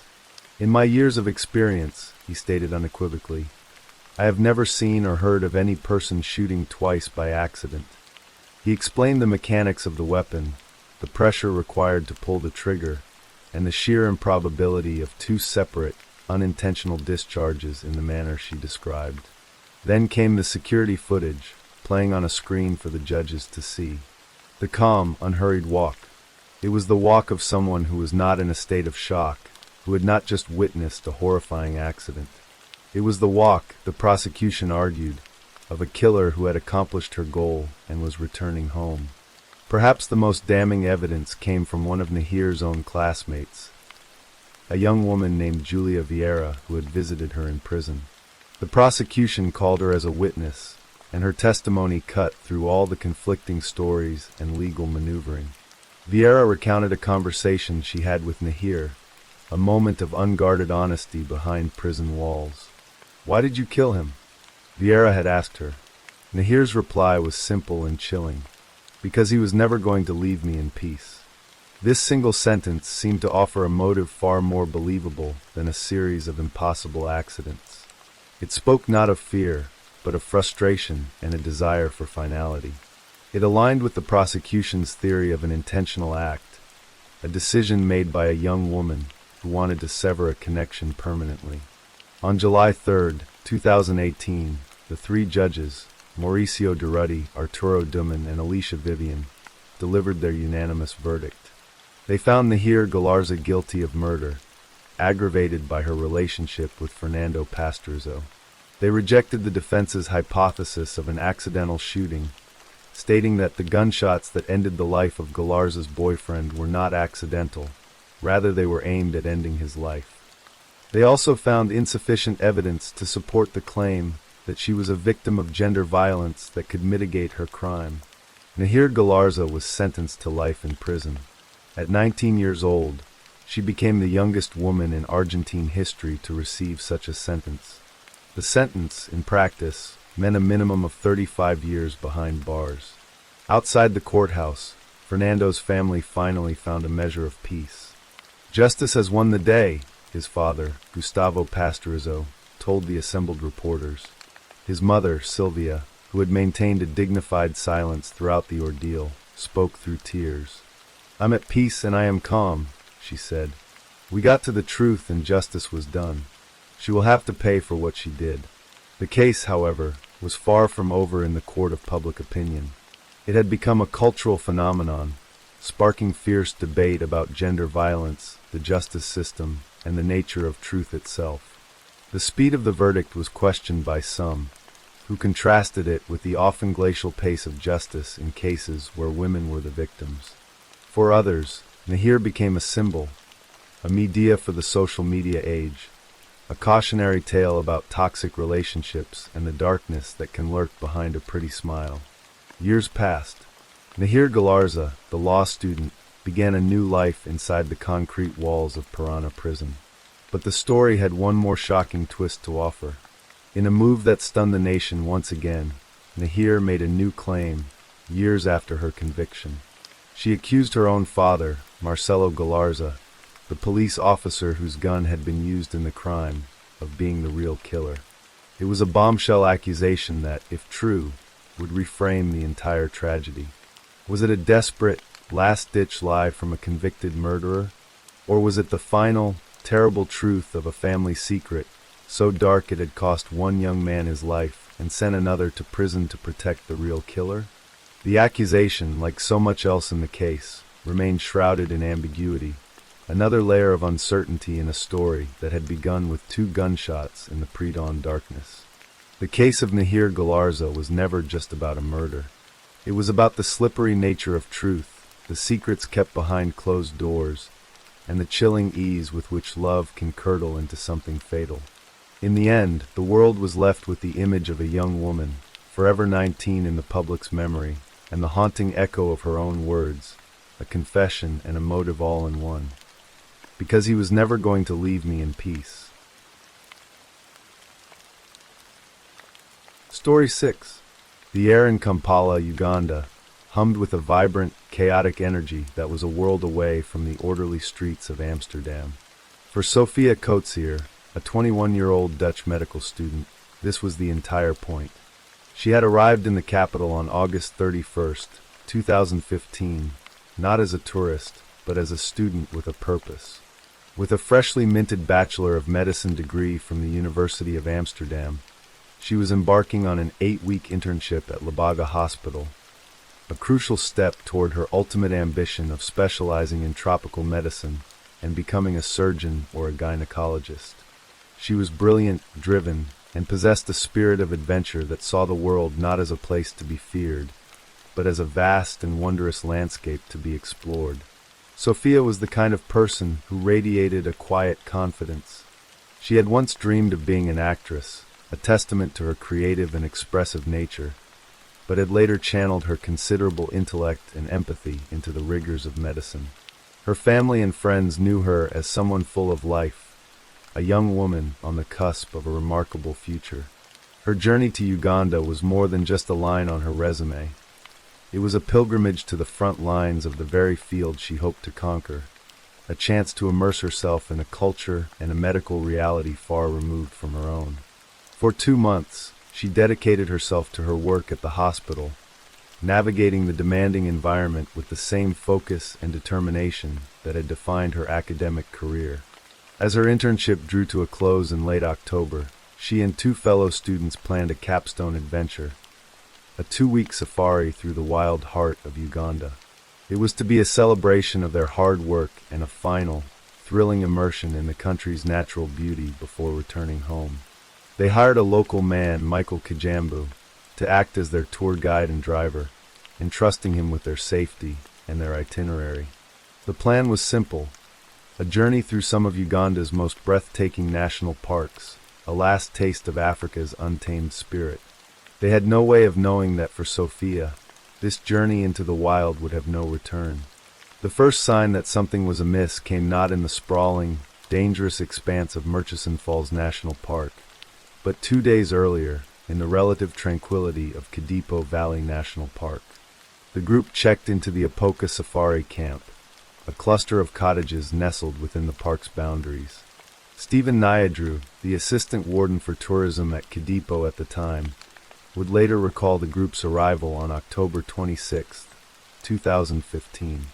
He remembered Michael Kijambu and the 3 young European women, and he remembered the small radio Sophia carried, from which she began playing loud music at the reception area, a minor breach of park etiquette that he quickly addressed. But later that night, the disturbance escalated from a minor infraction to a deeply concerning episode. Around 4 a.m., Nyadru was awakened by loud banging noises. He alerted the corporal on duty, who investigated and found a startling scene. Sophia was on an elevated platform, frantically banging on the interpretive panels that displayed information about the park's flora and fauna. Near the kitchen, she had pulled up a handful of dry grass and appeared to be trying to set it on fire. Her behavior was erratic, alarming, and profoundly out of character for the composed medical student her companions knew. The next morning, Nyadru, his concern now acute, sought out Kijambu. He described Sophia's bizarre nocturnal activities and strongly advised the guide to cancel their planned onward journey to Murchison Falls. He was unequivocal in his warning. "I told him to take the girl to Lacer Hospital in Gulu and then return to Kampala. Sophia's unstable condition," he explained, posed a serious risk in a place like Murchison Falls, a wilderness populated by lions, leopards, hippos, and buffalo. Kijambu seemed to agree, telling the warden they would sleep in Gulu and seek medical attention for Sophia. A short while later, the group set out on a brief game drive within Kadipo, accompanied by a park ranger. The drive was cut short. The ranger reported back to Nyadru that Sophia had tried to jump out of the moving vehicle. The warning signs were now impossible to ignore. Sophia was not just behaving strangely, she was a danger to herself.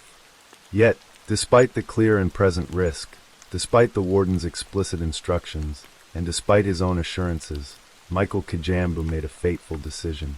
He did not drive to the hospital in Gulu. Instead, he pointed his Toyota van towards Murchison Falls National Park, carrying a vulnerable young woman deeper into the wilderness she was in no condition to navigate.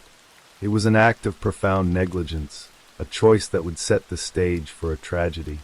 What no one knew at the time, and what would only come to light years later, was that Michael Kijambu was not even a licensed tour operator.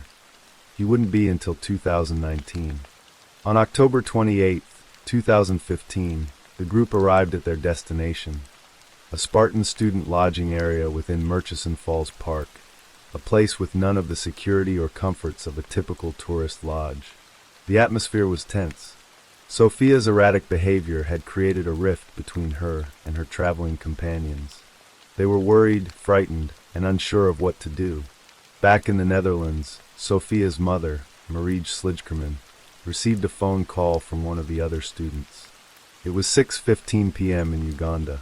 The friend told Mariege that Sophia was acting strange and unpredictable, and that they wanted to cut the safari short and bring her back to Kampala the next day. Mariege, who was aware of her daughter's medical history, Sophia had been diagnosed with bipolar disorder at the age of 16, understood the delicate nature of the situation immediately. A manic episode could make her daughter resistant and oppositional. "You shouldn't tell her you plan to drive back tomorrow," Mariege advised, her maternal instincts kicking in from thousands of miles away. "She'll resist, become angry, and completely hindering." At that very moment, as Marij was on the phone, Sophia excused herself, telling the group she was going to the lavatory, a short walk from where they were gathered. A few hours later, around 9 p.m., Marij's phone rang again. It was the same friend, but her voice was different now, stripped of its earlier concern and filled with a raw, rising panic. The plan to go back to Kampala was no longer the issue. Everything had changed. Sophia had walked to the bathroom and had not come back. She was gone. The night descended, thick and absolute, swallowing the landscape in a starless dark. The initial search by her companions and Kijambu was frantic and fruitless.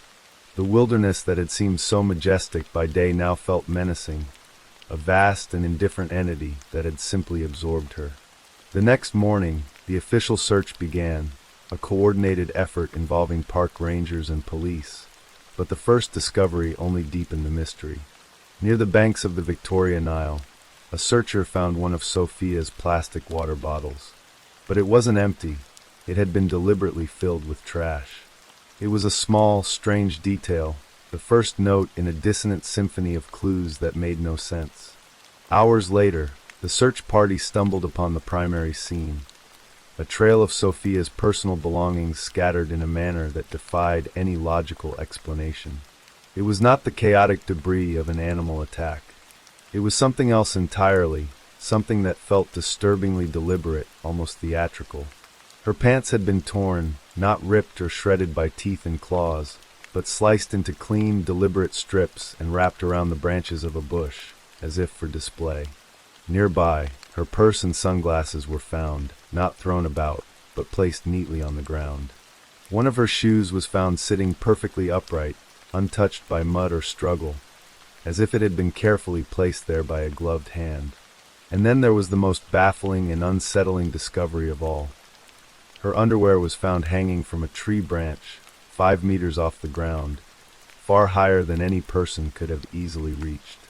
The scene was a silent, screaming contradiction. There was no blood. There were no drag marks in the dirt. There were no footprints, human or animal, to suggest a struggle or a panicked flight. The Ugandan authorities were quick to float the most obvious theory. A tragic but common story in the African bush. A tourist wanders off, gets too close to the river, and is taken by a hippopotamus or a crocodile. The case was, for all intents and purposes, closed. But for everyone who saw the scene, from the Dutch officials who soon arrived to Sophia's own family, the animal attack theory was an insult to their intelligence. Animals do not slice clothing into strips. They do not neatly arrange a purse and sunglasses. And they do not hang underwear 5 meters up in a tree. This was not the work of a wild beast. It felt, chillingly, like the work of a human hand. Marij Slijkerman arrived at Murchison Falls on October 30th, accompanied by officials from the Dutch embassy, and stepped into the heart of her own nightmare. She refused to accept the simplistic and unsubstantiated narrative offered by the local authorities. Her daughter was not just a statistic, another tourist lost to the wild. The scene told a different story, and Marij was determined to uncover it. The official search was expanded, with helicopters and even a specialized Dutch drone team combing the area, but they found nothing. No trace of Sophia, alive or dead.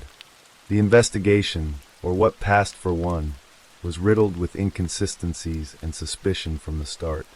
The focus inevitably turned to Michael Kijambu, the last person responsible for Sophia's safety. When Stephen Nyadru, the warden from Kadipo, heard that a young woman had gone missing in Murchison Falls, he immediately called Kijambu. In that call, Kijambu lied, claiming that they had never entered Murchison Falls Park at all, that they had stayed in Gulu as he had promised. Why would he lie? Was it the panic of a negligent guide caught in a terrible situation, or was he trying to cover up something far darker? Marij's grief transformed into a relentless, single-minded quest for the truth. Over the next decade, Marij would travel to Uganda more than 20 times, a mother-turned-detective, piecing together a puzzle that the official investigators seemed content to leave scattered. Her persistence yielded a crucial breakthrough.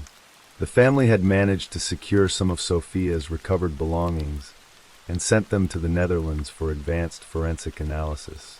The results were explosive. The Dutch forensic experts found traces of unknown male DNA on her things. This DNA did not belong to her male traveling companion, nor did it match any of the police officers or park rangers involved in the initial search. It belonged to an unidentified man, a ghost who had been at the scene, whose presence proved that Sophia was not alone in her final moments. The animal attack theory was not just improbable, it was now impossible. The case of Sophia's mental health added a layer of complexity that was often mishandled and sensationalized. Her mother acknowledged her daughter's bipolar disorder, but fought against it being used as a simple, all-encompassing explanation for her disappearance. Yes, Sophia was likely experiencing a manic episode. That could explain her erratic behavior at Kadipo, and why she might have impulsively wandered away from the campsite at Murchison Falls. But it did not explain what happened next. It did not explain the staged scene, the meticulously sliced clothing, or the underwear in the tree. And most importantly, it did not explain the presence of an unknown man's DNA. Her vulnerability may have been a factor, but it was not the cause. Someone else had been there. Someone else had intervened. Years passed. The case grew cold, another file gathering dust in a distant office. But Marij never gave up. In 2022, under pressure from the family and Dutch authorities, a new police investigation was launched in Uganda. While the family found the investigation itself to be underwhelming, it did lead to one significant development. In 2025, a decade after Sophia vanished, the Ugandan prosecution finally brought a case against Michael Kajambu. The charges were not for murder or abduction, but for working as an unlicensed tour guide and for criminal negligence that contributed to her disappearance. In June and July of 2025, the case was heard in the Buganda Road Court. Stephen Nyadru took the stand, recounting in detail the events at Kadipo and the warnings he had given. Marij Slijkerman also testified, a mother forced to recount the worst days of her life in a foreign courtroom, still fighting for a measure of accountability for the man who had ignored every warning and led her vulnerable daughter into danger. Yet, in a final, frustrating twist, the court ultimately withdrew the criminal proceedings against Kajambu. 10 years have passed since Sophia Coetzee walked to a lavatory in a remote corner of Uganda and vanished from the face of the earth. She is gone, but the questions remain, hanging in the air like the tattered pieces of her clothing on those desolate branches. Was she the victim of a terrible accident, a mental health crisis that led her to a fatal encounter with the wilderness? Or was she the victim of a predator who took advantage of her vulnerability, a person who staged a bizarre scene to mimic an animal attack and cover his tracks? The unknown male DNA is a silent testament to a darker possibility, a thread of truth that has never been fully pulled. The wilderness keeps its secrets, but so, it seems, do men. For Marij Slijkerman and all who loved Sophia, the search is not over. It is a vigil of love and memory, a refusal to let the questions fade, a desperate, aching hope that one day, the mystery of what happened to Sophia will finally be solved. Story 7. The cold that settled over Buffalo, New York, in December 2008 was more than just a matter of weather. It was a deep, biting frost that seeped into the city's bones, a prelude to a winter that would be remembered for its particular cruelty. For Amanda Wenkowski, a 20-year-old woman with a bright, disarming smile and a life that had veered off course, the cold was a constant companion. She was unmoored, adrift in the treacherous currents of drugs addiction, a life lived on the margins, couch surfing and chasing a high that offered fleeting warmth in an otherwise unforgiving world. But Amanda, known to her loved ones as Manda, was more than her addiction.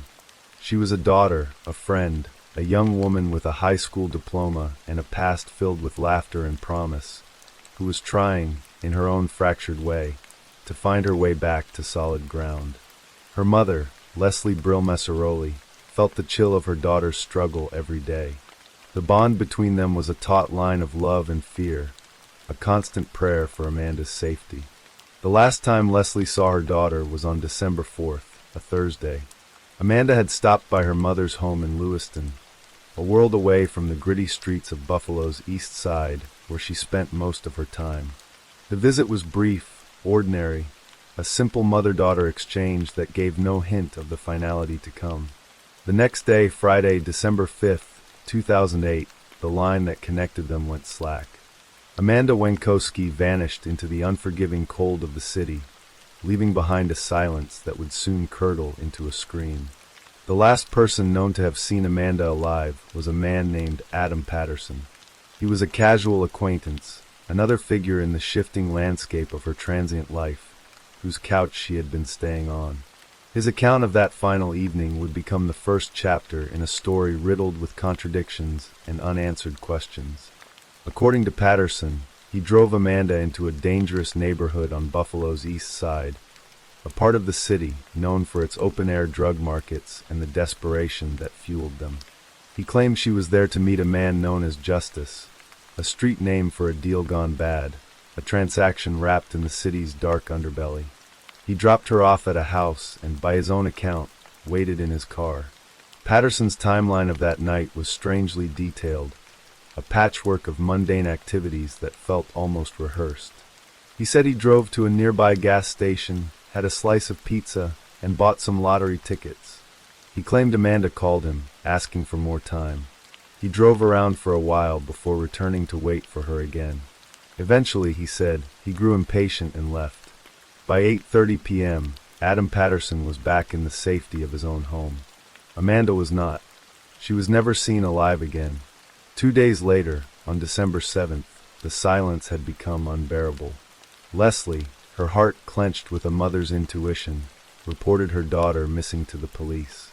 But a report on a missing woman with a history of drug use in a city with its share of lost souls rarely sparks an immediate, full-scale investigation. The official search was slow to start, and for 5 weeks, Amanda's fate was a terrifying blank, a void filled with Leslie's frantic calls and sleepless nights. The Buffalo winter deepened, encasing the city in ice. On January 9, 2009, the waiting ended in the most grotesque and horrifying way imaginable. A sanitation worker, making his rounds in an alley on the east side, came across a city-issued garbage tote standing next to a church. When he went to empty it, he found it was unnaturally heavy. He looked inside, and the frozen landscape of a mother's worst nightmare was revealed. The body of Amanda Wenkowski was found, naked and frozen solid, stuffed headfirst into the trash can. She had been beaten. Her body was a frozen tableau of violence and desecration, an object discarded with the city's refuse. The discovery of Amanda's body should have been the catalyst for an immediate and intense homicide investigation. The circumstances screamed murder. A naked, beaten woman does not accidentally end up upside down and frozen in a garbage can. Yet, from the very beginning, the official response was characterized by a bizarre and infuriating inertia. The Erie County Medical Examiner's Office, the agency tasked with speaking for the dead, offered a conclusion that defied all logic and visual evidence. The official cause of death was ruled an accidental opiate overdose. The ruling was a slap in the face to common sense and a devastating blow to Amanda's family. It was a determination that effectively shut down the possibility of a criminal investigation. If there was no homicide, there could be no hunt for a murderer. The Buffalo police, hamstrung by the medical examiner's official finding, were unable to pursue the case further. Amanda's life had been dismissed as a tragic but self-inflicted end, another casualty of the opioid crisis. The glaring evidence of violence, the large, finger-shaped bruises on her neck, the defensive wounds on her arms, the sheer fact of how and where her body was found, was ignored, swept aside by a narrative that was as convenient as it was implausible.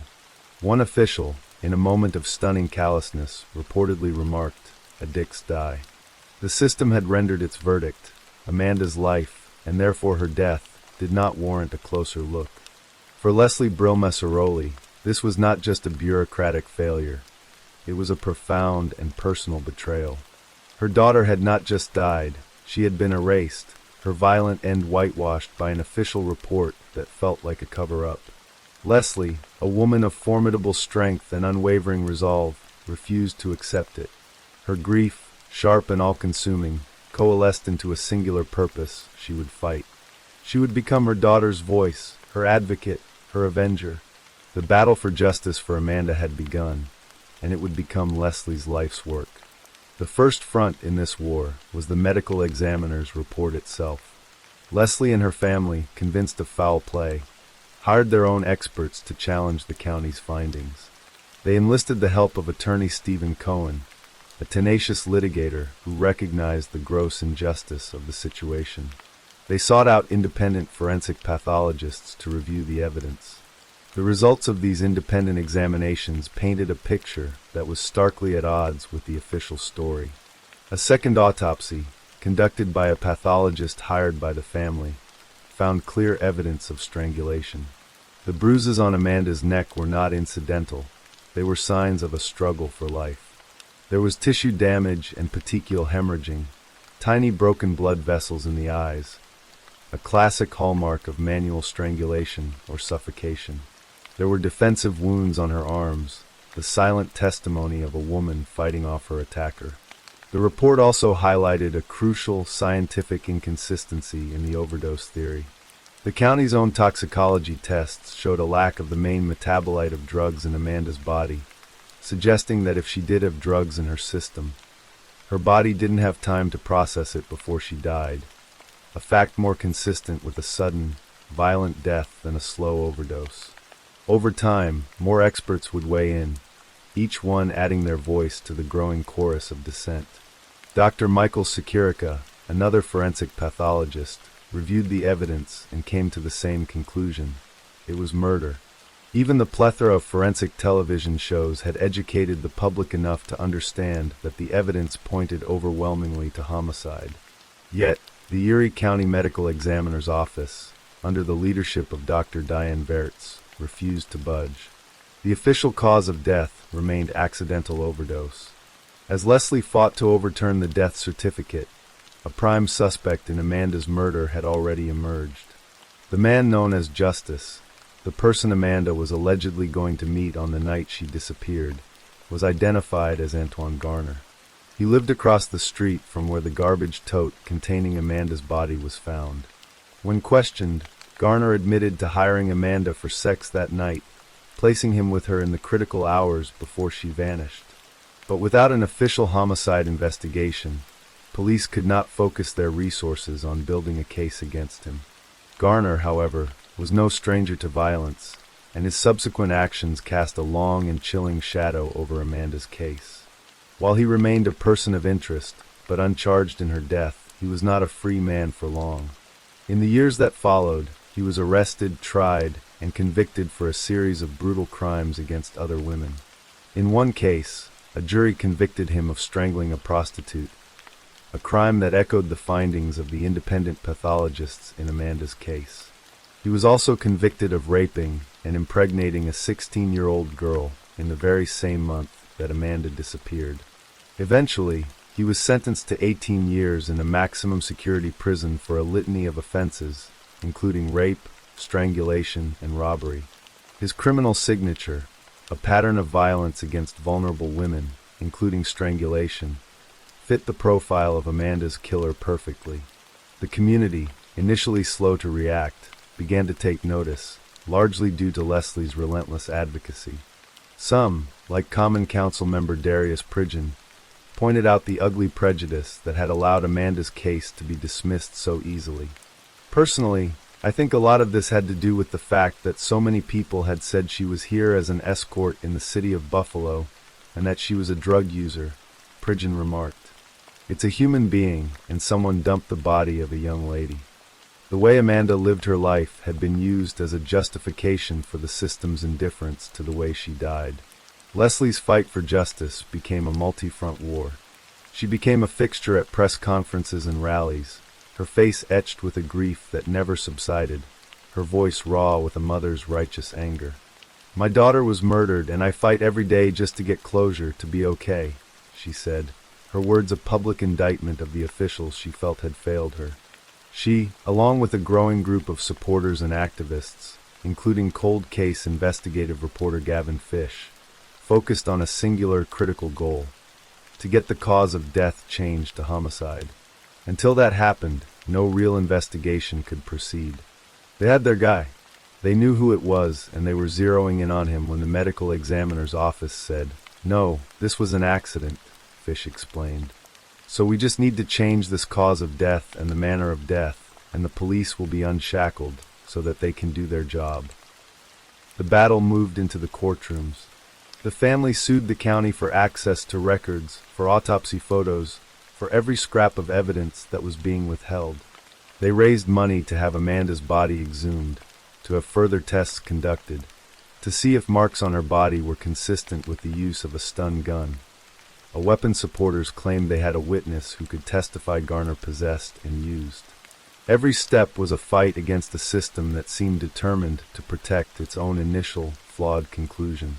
The case became a symbol of systemic failure, a glaring example of how the most vulnerable members of society can be victimized twice. First by their attacker, and then by the very system that is supposed to protect them. The injustice was so blatant that it led to legislative change. In 2015, Amanda Lynn's law was passed in New York State, making the improper disposal of a body a felony. It was a small, posthumous victory, a law named for a young woman whose body had been treated with less respect than common trash, but it did nothing to bring her killer to justice. As of today, more than 15 years after her frozen body was discovered, Amanda Wankowski's death is still officially listed as an accident. Antoine Garner remains in prison for his other crimes, the specter of Amanda's murder hanging over him, but never formally laid at his door. The Erie County District Attorney has stated he would reopen the case if credible new evidence came to light, but the fundamental roadblock remains the same. The key to unlocking the case, to finally launching a true homicide investigation, lies in changing a single line on a single document: the cause of death. Leslie Brilma-Ceroli has never stopped fighting. Her daughter's case is a cold case, but it is not a closed one. It is kept alive by a mother's unwavering love and her relentless demand for accountability. The story of Amanda Wankowski is a tragedy that extends far beyond one young woman's stolen life. It is a chilling story of a system that looked at a naked, beaten, frozen body in a garbage can and chose to see an accident. It is the story of a killer who may have gotten away with murder because his victim was deemed unworthy of justice. And it is the story of a mother who has refused to let her daughter be forgotten, who continues to stand against the cold, demanding that the truth, no matter how long it has been buried, finally be brought into the light. Story 8. The house in Derby, England, was a monument to a life built from scratch. For Sukhjit Singh, every brick and every fixture was a testament to his journey. He had arrived in the UK from his native India in 2002, a young man with little more than ambition in his pockets. He started as a driver, his days measured in the miles he covered, his dreams stretching far beyond the British motorways. Over the years, that hard work had paid off. At 34, he was a successful businessman, a property owner, a man who had carved out a comfortable existence for his family in the heart of England. His family was the centerpiece of this life. There was his wife, Ramandeep Kaur Mann, the woman he had married in 2005, and their two sons, Arjun and Aryan, aged 9 and 7. To the outside world, they were the picture of immigrant success, a lovely family, as friends would later describe them, anchored by a devout and humble patriarch. Sukhjit was a man of faith, a familiar face at the local Sikh temple, his life a quiet rhythm of work, family, and community. There was nothing to suggest that beneath the placid surface of their suburban life, a current of betrayal was gathering lethal force. In the summer of 2016, Ramandeep planned a month-long family vacation. They were going home, not to Derby, but to Basanapur, the small village in the Shahjahanpur district of Uttar Pradesh where Sukhjit's roots lay deep. It was a trip to see his mother, Vanshjit Kaur, a pilgrimage back to the soil from which he had sprung. It was framed as a joyful reunion, a chance for his British-born sons to connect with their heritage. Sukhjit, unsuspecting and perhaps nostalgic for the sights and sounds of his childhood, readily agreed. The tickets were booked for late July. It would be the last journey he would ever take. The chain of events that would lead to his death had been set in motion less than a year earlier, with a single phone call. In late 2015, Sukhjit heard from a ghost of his past, his childhood friend, Gurpreet Singh, known to all as Mithu. They had lost touch over the years, their lives diverging onto different continents, with Gurpreet now based in Dubai. The call rekindled an old bond, a friendship forged in the dusty lanes of their shared village. Eager to reconnect, Sukhjit accepted Gurpreet's invitation. In December 2015, he, Ramandeep, and the boys flew to Dubai for a 10-day visit. It was there, against the glittering, artificial backdrop of the desert metropolis, that Ramandeep met Gurpreet for the first time. No one knows precisely what transpired during those 10 days, what words were exchanged, or what glances lingered too long. But something shifted.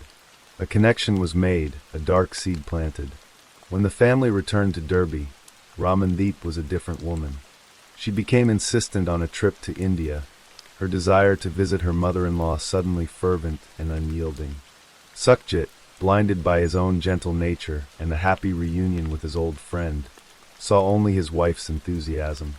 He had no idea that he was being drawn into a meticulously crafted web, and that the spider was sleeping in his own bed.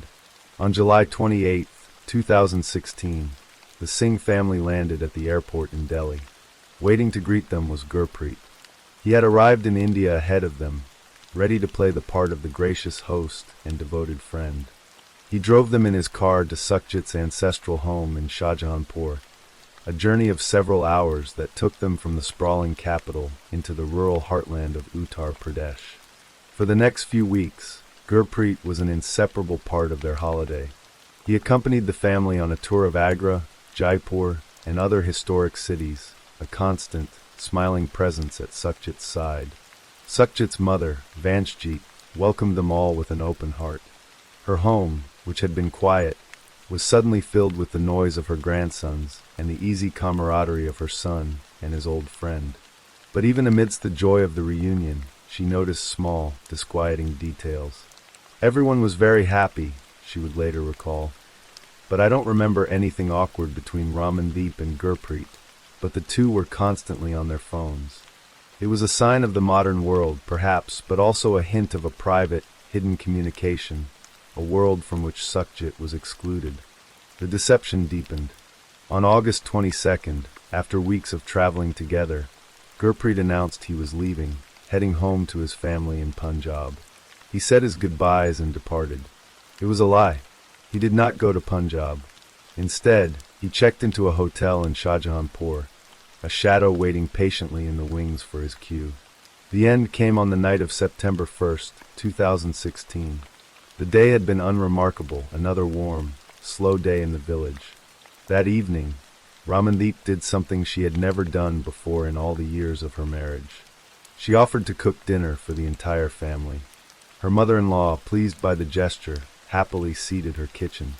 Ramandeep prepared biryani, a fragrant rice dish, and served it to her husband and his mother. What they did not know was that the food was laced with sedatives, a poison designed not to kill, but to induce a deep and helpless slumber. After the meal, the family retired for the night. Vanshjit Kaur, feeling the heavy pull of the drugs, went to her room on the ground floor. Upstairs, Sukhjit, Ramandeep, and their two sons settled into a single room to sleep. But there was one person in the house whose mind was not clouded by the drugged food. 9-year-old Arjun had not eaten the biryani. He lay in the darkness, awake and alert, a silent witness to the horror that was about to unfold. He was stirred from his feigned sleep by muffled voices and a dull, rhythmic noise. In the oppressive dark of the room, his eyes adjusted to a scene from a nightmare. He saw his mother, Ramandeep, sitting on his father's chest, pressing a pillow down hard onto his face, smothering the life out of him. Sukhjit's body struggled weakly beneath her. As she paused, another figure slipped into the room. It was a man Arjun knew well, Mithu uncle. Gurpreet was there. He was carrying a hammer. Arjun watched, paralyzed with a terror that stole the air from his lungs, as Gurpreet raised the hammer and brought it down twice on his father's head. A sickening thud broke the silence. His father's body stirred feebly one last time, then fell still. But they were not finished. Gurpreet reached into his pocket and pulled out a knife. He did not use it himself. He handed it to Ramandeep. The boy squeezed his eyes shut, but he could not unsee what happened next. He could not block out the sound as his mother, the woman who had tucked him into bed and kissed him goodnight, took the knife and slit his father's throat. He pulled the thin sheet over his head, every muscle in his small body rigid with fear, and pretended to be asleep, praying the monsters in the room would not turn on him next. The next morning, the house awoke to a world irrevocably broken. Vanshjit Kaur, groggy from the effects of the sedatives, was roused by her grandson. Arjun came downstairs, his face a mask of confusion and shock. "Papa is not waking up," he said, his voice barely a whisper. Vanshjit rushed upstairs. The sight that greeted her would be burned into her memory forever. Her son, her beloved Sukhjit, was lying in his bed, his body drenched in a pool of his own blood.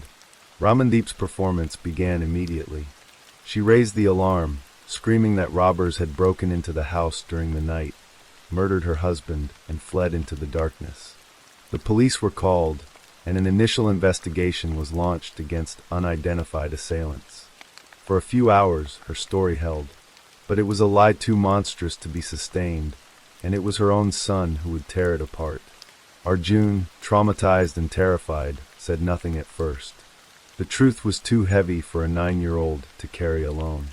He first confided in his aunt, Manjit Kaur, Sukhjit's sister, who rushed to the house upon hearing the news. He told her what he had seen, the horrific tableau of his mother and her lover murdering his father. The story then tumbled out to the police. The investigation pivoted with stunning speed. The grieving widow was now the prime suspect. Ramandeep was taken into custody. Gurpreet, believing their plan had succeeded, was making his escape. Police, alerted to his involvement, tracked him to the international airport in Delhi. He was arrested just minutes before he was due to board a flight to Dubai, a fugitive caught at the very threshold of his freedom. Under interrogation, the conspiracy unraveled. Gurpreet confessed, telling police that he and Ramandeep had chosen to commit the murder in India because they believed the legal system was lax and that they could buy their way out of any trouble. Based on his information, police recovered the hammer and the knife from where they had been discarded. The taxi driver who had unwittingly served as Gurpreet's getaway driver that night also provided a statement, recalling how he had driven a man carrying a bag to a spot near the house and later picked him up, this time accompanied by a woman with her face partially covered. The case against them was damning, but its heart was the testimony of a child. After the murder, a custody battle ensued. Ramandeep's parents, in a desperate bid to control the narrative and perhaps the key witness, filed for custody of Arjun and Aryan in a British court. The court denied their request, ruling that the boys should remain with their paternal relatives. This decision ensured that Arjun would be able to tell his story. On March 20th, 2017, from the safety of the UK, 9-year-old Arjun gave his formal statement to the Indian court via a Skype video link. His voice, clear and unwavering, cut through the legal proceedings with the terrible weight of truth. "I was sleeping with my father when my mother smothered her husband with a pillow," he recounted. Then, Gurpreet hit Sukhjit with a hammer on his head. After that, Gurpreet took out a knife from his pocket and gave it to Ramandeep, who slit the throat of Sukhjit. In another statement, his pain and betrayal were laid bare. "My dad was great, but my mom was bad, and I don't want to see her face ever because she killed my dad in front of my eyes." The trial dragged on for 7 years, a slow march toward a justice that seemed, at times, agonizingly distant. But Arjun's testimony was an unshakable foundation upon which the prosecution built its case. Finally, on October 7, 2023, the district court in Shahjahanpur delivered its verdict. Ramandeep Kaur Man was found guilty of murder. Gurpreet Singh was found guilty as her accomplice. The judge, Pankaj Kumar Srivastava, handed down the sentences. For Gurpreet, it was life in prison, but for Ramandeep, the sentence was far more severe. Citing the case as the rarest of the rare, the court condemned her to death by hanging. The judge's reasoning was stark. Her crime was not merely murder, but a profound betrayal of the sacred bond of marriage, a brutal act committed with cold-blooded premeditation in front of her own child. In the courtroom, Sukhjit's mother, Vanshjit Kaur, wept. Her fight for justice was over. "I feel relieved," she said, her voice thick with the grief of 7 long years. "My prayers were answered, and I got what I was expecting from the court. I was demanding capital punishment for Ramandeep, so that no mother's child dies like this." The story of Ramandeep and Sukhjit was a tragedy of love and betrayal, a tale of a life painstakingly built and then ruthlessly destroyed. But it was also the story of a 9-year-old boy who, in the face of unimaginable horror, found the courage to speak the truth and, in doing so, ensured that his father's murder would not go unpunished.